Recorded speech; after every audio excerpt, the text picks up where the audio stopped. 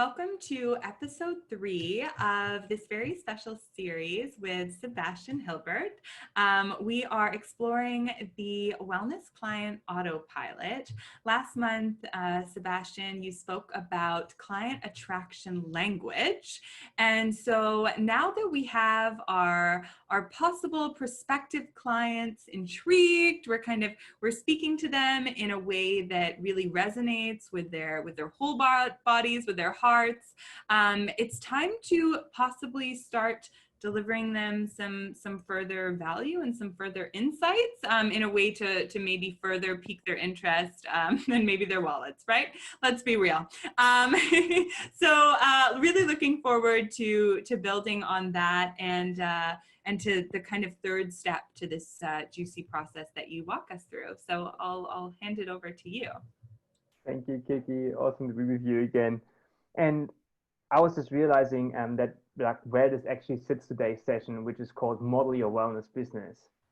And as you just said, it's all about the wellness line Autopilot. And we started off with getting the big picture, as you said, and then how to talk to our clients. And before we go into actually building the system to create that Autopilot, we need to step actually back a little bit. And this is like with many things in life, like you always like go back and then you go right into the detail again, you go back again. And that's what we're doing right now. So before we're actually putting that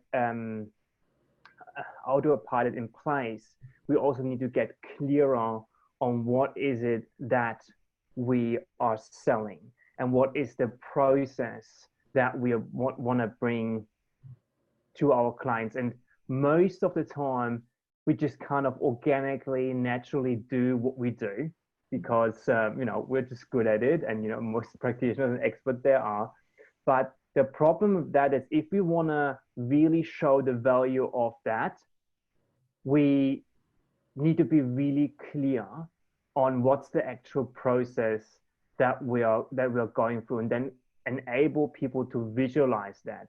So that's why we want to model that and also create a visual at the end. And that's where we want to get to today.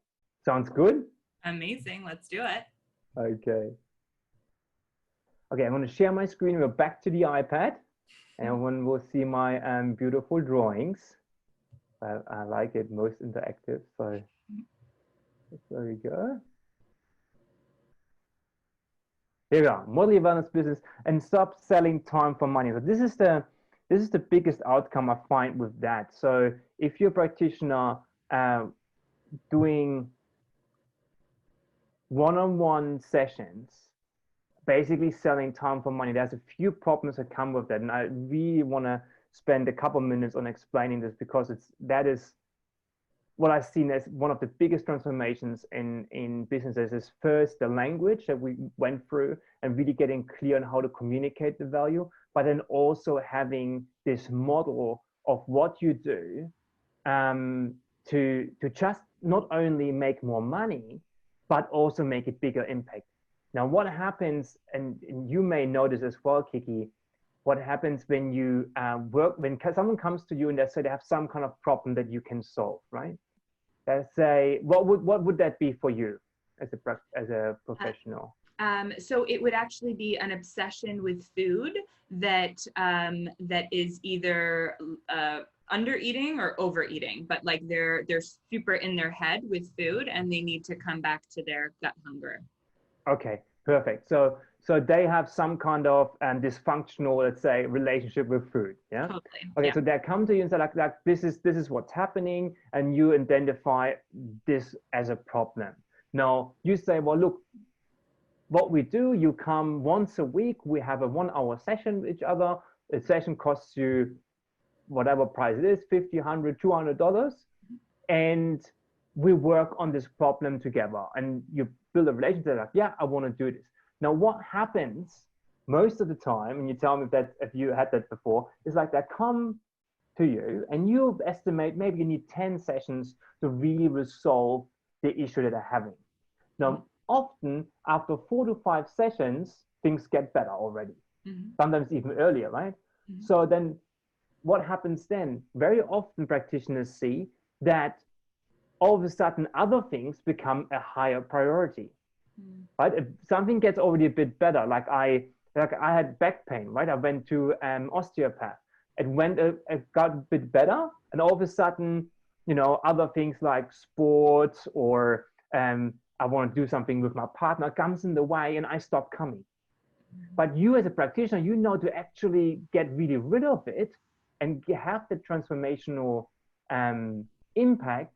They have to come for those other 5, 6 sessions all the way to 10, so that it actually you get the results that you want. Now, first of all, you leave 40% of revenue on the table. That's the first problem. But not even that. The biggest problem is that you probably create mediocre results. I just gonna mark this here. So first is the money. Then it's like the mediocre results that you create because they don't go all the way. So this is actually you creating a disservice to your client, right? So because you're not getting them all the way. So we need to sell them and show them the whole journey at the point where the struggle and the frustration and the problem is the highest. And that's when they first come to you. So question is, how do we do that?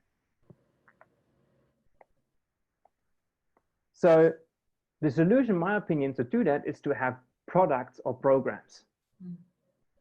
How to have this whole journey mapped out for them. It's like, okay, you are now here and you want to get over there.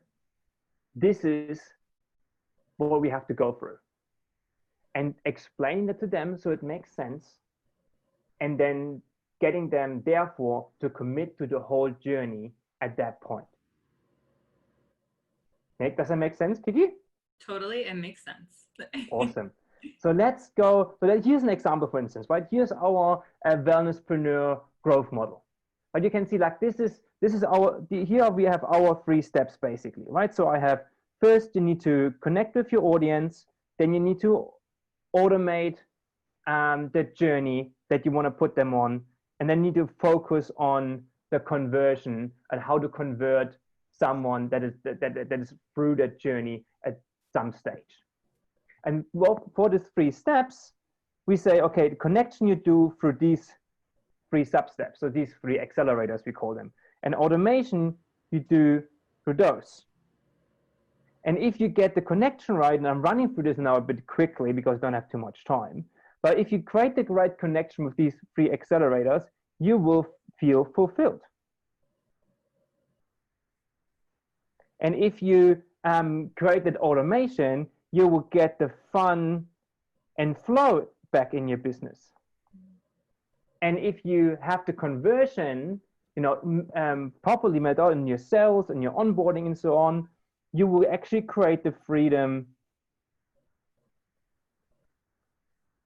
that you're looking for in your business.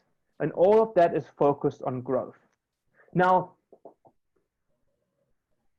I can explain, I explain this in detail to someone. I can really make them understand what our program is going to do for them. Right? And if someone can, if a person can see something, they can feel it. And if they can feel it, they understand the value. Right? So this is based on the client attraction language. So basically, these are our major outcomes. So when we talk about major outcomes, it's not a good color. Major outcomes. And usually I write the problems on these ends. Problem 1, problem 2, wherever it fits, and problem P3. So I want to show you in the next 10 minutes how you can create that for yourself. And I think we're going to try to use you as an example, Kiki. How does that sound? Oh my God, let's do it. Yeah? Okay. And everyone who's watching, grab a piece of paper and do this with me. So I'm happy to send this to you afterwards, Kiki. So you just brainstorm with me. Perfect. But if for those who are watching, grab a piece of paper, draw this up. We call it problems pathway promise, and then you go at best A4 paper in landscape, and you go in the bottom left you go problems, and the bottom right you go promise. Now in those ones you write the 3 major problems. So Kiki, one of yours that you said is dysfunctional relationship with food. Yep. Right? And you probably, yeah? Yeah, no, yeah, I was just going to say, yeah. So like maybe even, I guess the more concrete problem to that would be like binging and restricting when it comes to their eating. Perfect. Binging, I'm just going to put B and R, binging and restricting. So if you've done last week's, not last month's session, and you worked on the problems you solve, the outcomes you deliver, and the solutions you provide, this will be really, really easy. Because problems you solve go in here, outcomes you provide go in here. And you can do that. Maybe let's do one outcome, 1 or 2 outcomes that pop in your mind right now for you. Okay, so outcomes would be peace with food. Peace with food, okay. Confidence in their body.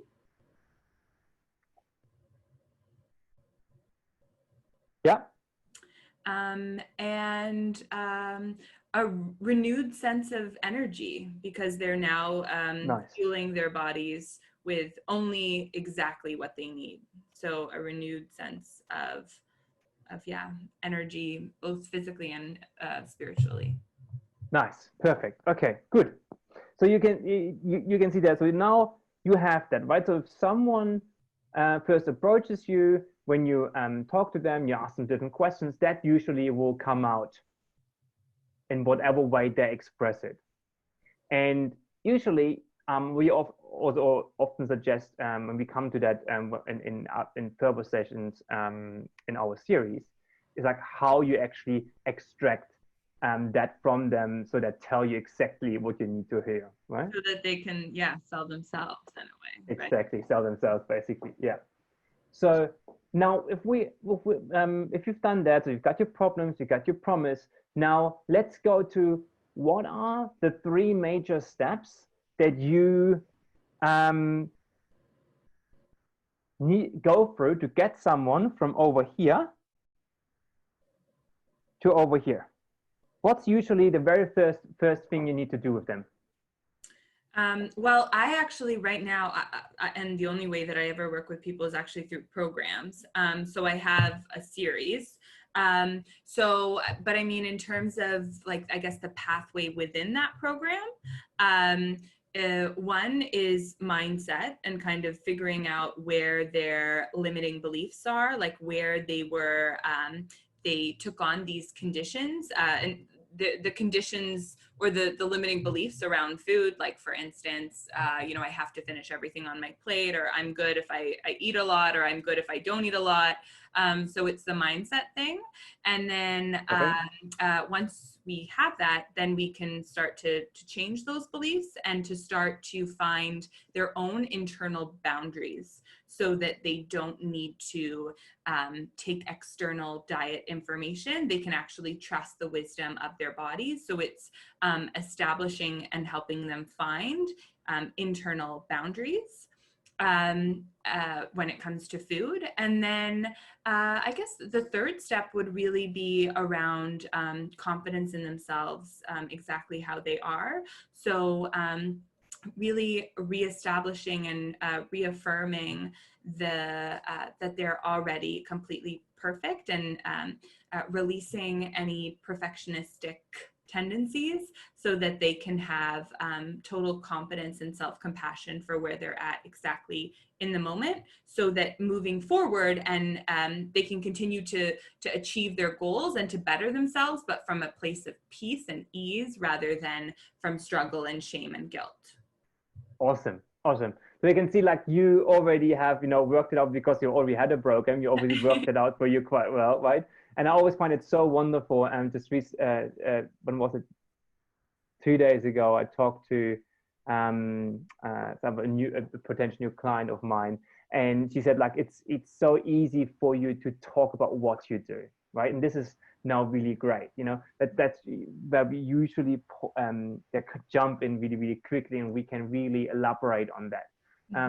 But also for you, this came out now really quickly. Sometimes it can actually be a bit harder because we've never thought of what are the actual different steps that we're going through, because we're just like, okay, you come one session at a time, you see where you're at, and then we go through, right? And also when you do this and try to find these three major steps, also think about it. It doesn't need to be exactly the sequence, right? So sometimes you may work on confidence quite early, and then you go into mindset, and then you go to beliefs a little bit, and you go back to mindsets, and you go a little bit of confidence. That's also why at the end the model is not A to B. It's like a customer-centered, a major outcome customer-centered model, so the major outcome in the center, and around that there are the different things that you do. But to just get there, it's good to think, okay, what do I do first? Usually something often starts with awareness. Then I look at changing something, the action, and then I usually have something to make sure it stays where it is, right? And then we don't fall back into old habits. And that building confidence, that gives me that. Changing beliefs is that action. Mindset is that teaching about having awareness of something, right? So there's a certain pattern there, and quite often, but expressing it in your own ways creates your uniqueness around that basic pattern. Okay, so from here on, we don't want to go into that now because of time. But where you go from here is then, okay, so in mindset, what are the three sub-steps here? So basically, do you want to try it quickly? Do you want to try it if you can? Yeah. Okay. Cool. Let's do it. We'll see. As you say, it's sort of different for every client. But first and foremost, it's exploring childhood. To be honest, and exploring like age 0 to 7 when you're when it's just your subconscious and kind of picking up what you were conditioned as. And then it's kind of looking at like your young adulthood and sort of diet culture. So sort of like what were some of those external messages that you picked up on and that you're living out right now. And then it's once you have those mapped out, you can kind of track them so that you can like once you find like once you start living them with the awareness, you can notice like, oh, I'm doing this because of this reason, therefore I have a choice to not. And so I don't know how I would summarize that in just like one little couple words. I guess sort of choice. Yeah, choice. Exactly. Very good. Yeah, that's a big word there, and that's really the thing, right? It's also more like a trigger word that needs to go in here, because as you just explained it, when you read choice, you will know what that means and you will know how to explain that. And that comes in the model as well. Like the model is also not really a standalone thing. It always needs to be explained, right? But yeah, that's perfect. And then you do the same for change beliefs, and you do the same for building in confidence. And I suggest you can do it on your own afterwards. I absolutely will. No, I love this.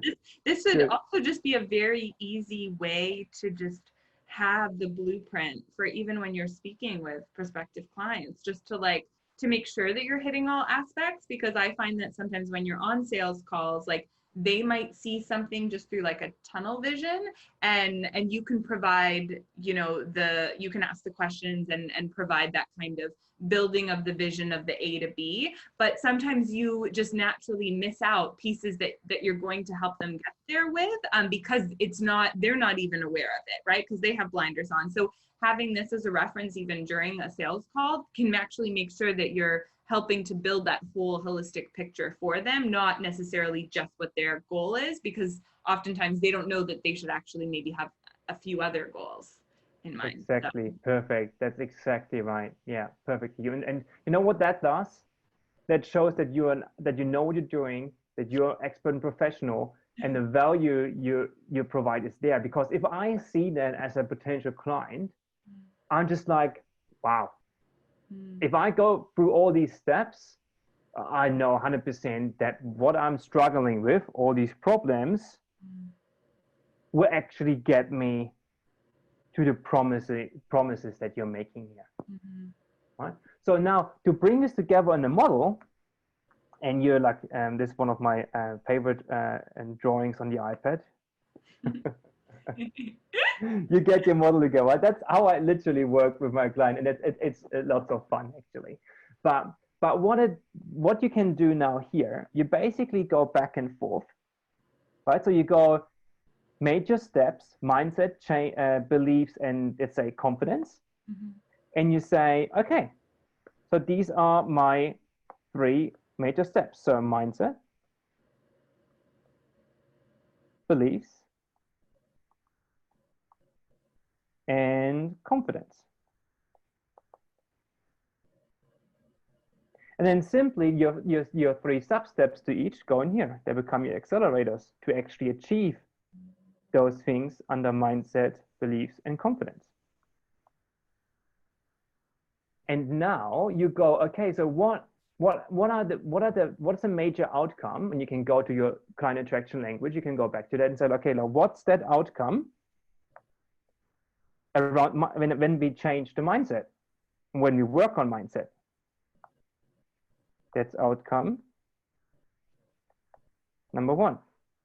And you go do the same from beliefs. That's outcome number 2.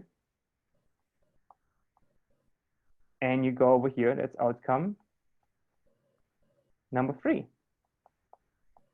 And you go with your client, you go with your prospect through that and say like, okay, but that's a really crucial part.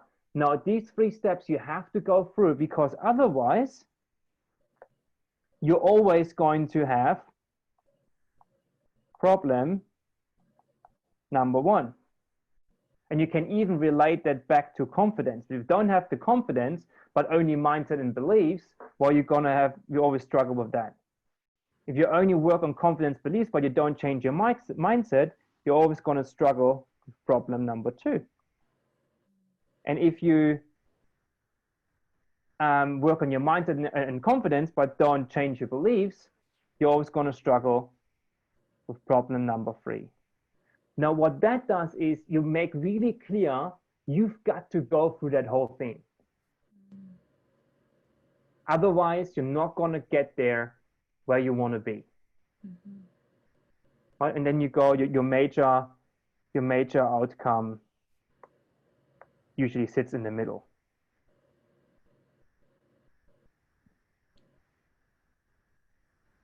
Which is just never going on a diet again and still being your absolute perfect weight and feeling so great. Oh my God. Yes, this makes so much sense. Yeah, perfect.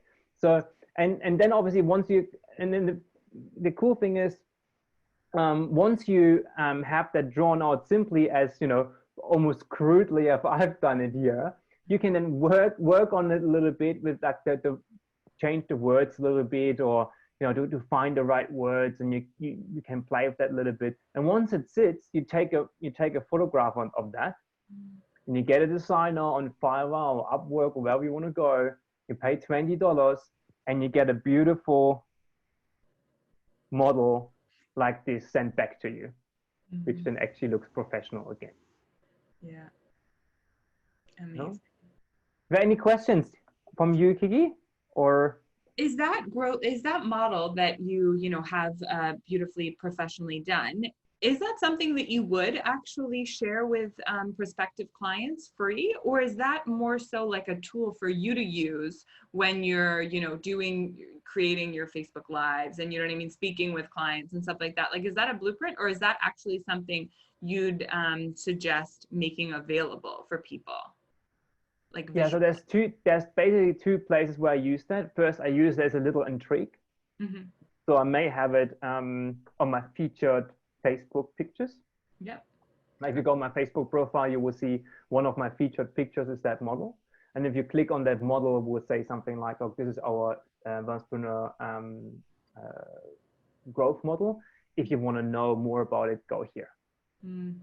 And then put them on the journey that we have mapped out with our wellness product ecosystem. The other way I use it is to say, okay, whenever, like for instance here, right? So if we do a series like that, so we've went through a language right now, Mm-hmm. right? And we went through the product journey is the wellness product ecosystem, and we went through a little bit of sales now as well. Mm-hmm. And we're going to go through a few other things. So I can actually use this model and put together different presentations.